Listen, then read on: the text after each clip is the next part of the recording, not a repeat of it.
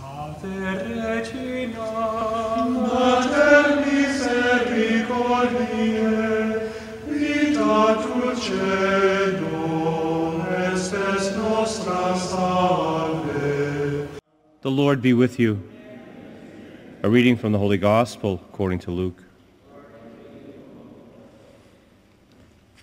On that very day, the first day of the week, 2 of Jesus' disciples were going to a village 7 miles from Jerusalem called Emmaus, and they were conversing about all the things that had occurred.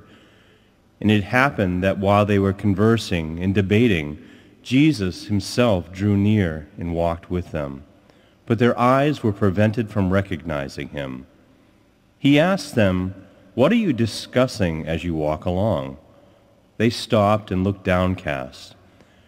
One of them, named Cleopas, said to him in reply, "Are you the only visitor in Jerusalem who does not know the things that have taken place there in these days?"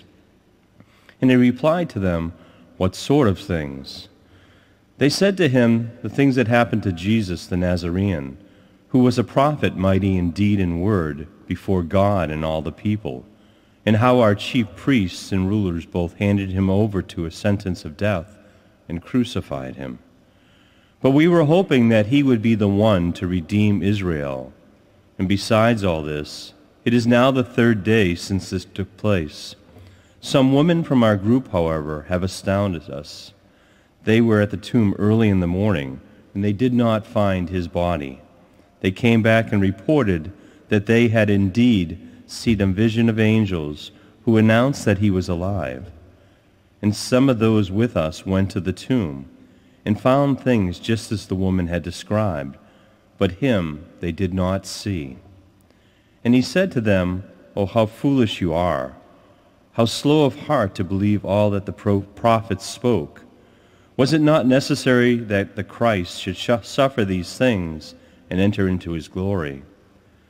And then, beginning with Moses and all the prophets, he interpreted to them what referred to him in all of the scriptures. As they approached the village to which they were going, he gave the impression that he was going on farther, but they urged him, "Stay with us, for it is nearly evening, and the day is almost over." So he went in to stay with them.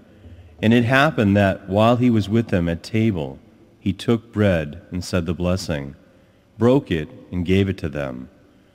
With that their eyes were opened, and they recognized him, but he vanished from their sight. Then they said to each other, "Were not our hearts burning within us while he spoke to us on the way and opened the scriptures to us?" So they set out at once and returned to Jerusalem, where they found gathered together the 11 and those with them who were saying, "The Lord has truly been raised and has appeared to Simon." Then the 2 recounted what had taken place on the way and how he made known to him in the breaking of the bread. The Gospel of the Lord.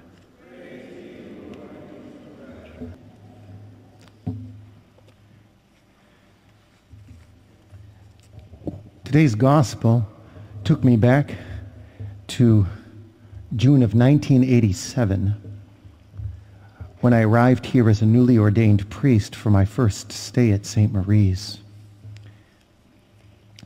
I was in the habit of getting up to pray at 5 in the morning, and I came into the church in the morning and it was very dark, and that was fine with me.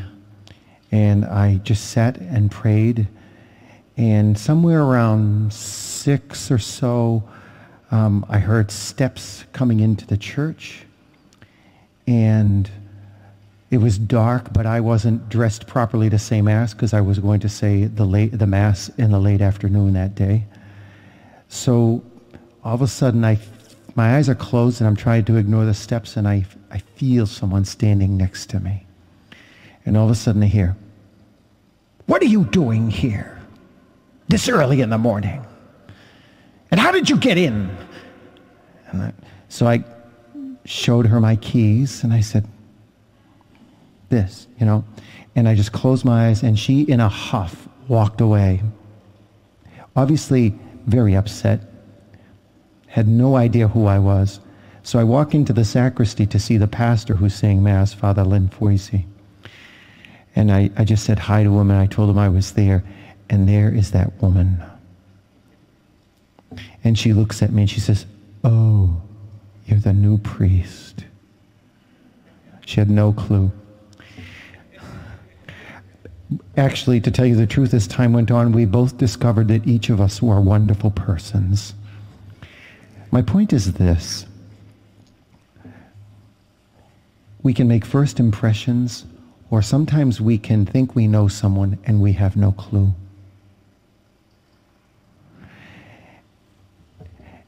And here is Jesus.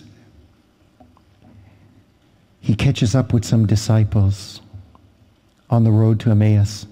They think they know him. They're disciples. They have followed him. But it's obvious they don't know him that well because they don't even recognize him when he walks up. And what he does is Jesus is so courteous. He doesn't say too much, but he gradually hints that he would like to make his way into a conversation with them, but he's not imposing anything on them.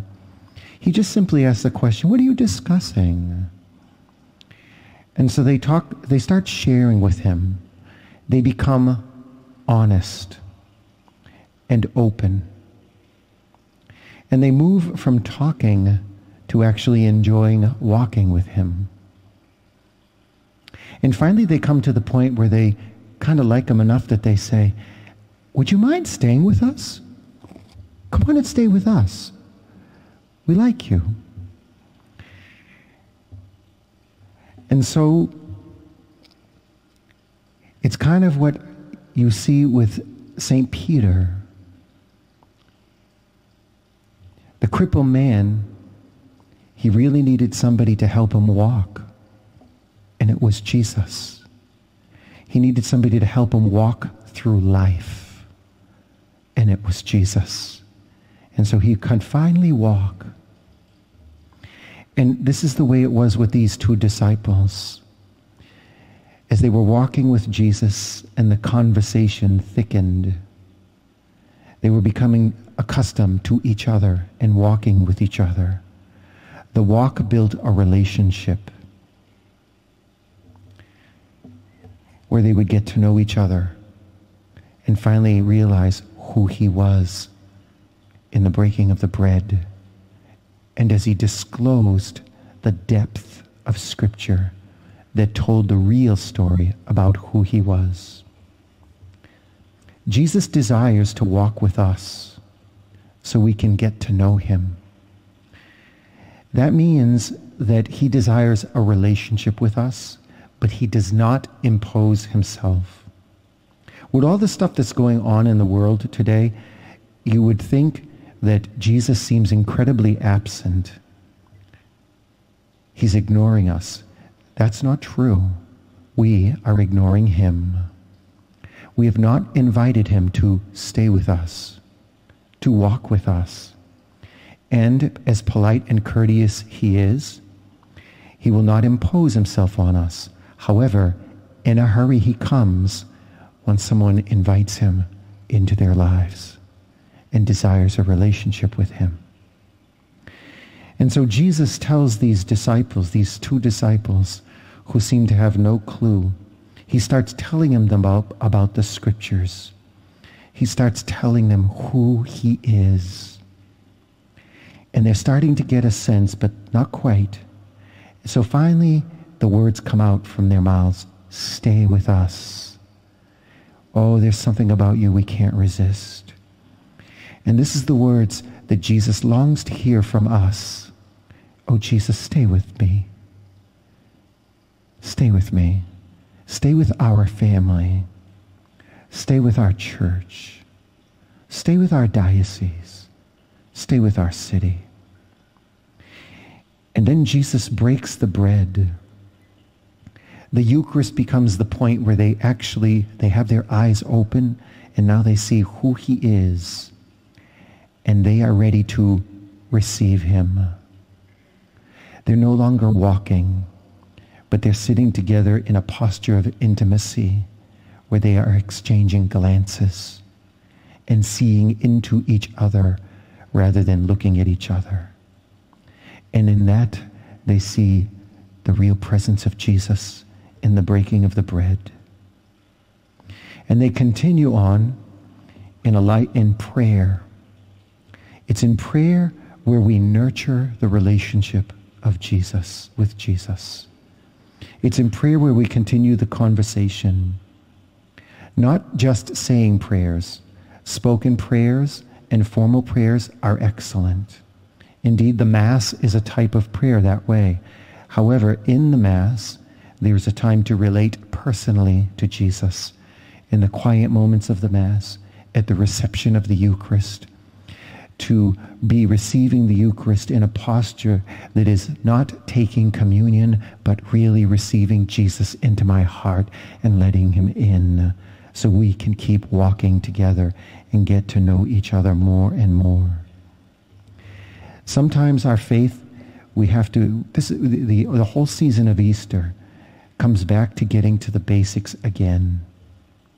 The basics of simply abiding with Jesus, following him, resting with him, resting in him, becoming one with him in the Eucharist. And then we start to really see. We see who he is, and we see that he is the only way, the truth, and the life that can take us to heaven. Regina Celi, letare, alleluia, qui aquam meruisti portare, alleluia, resurrexit sicut dixit, alleluia.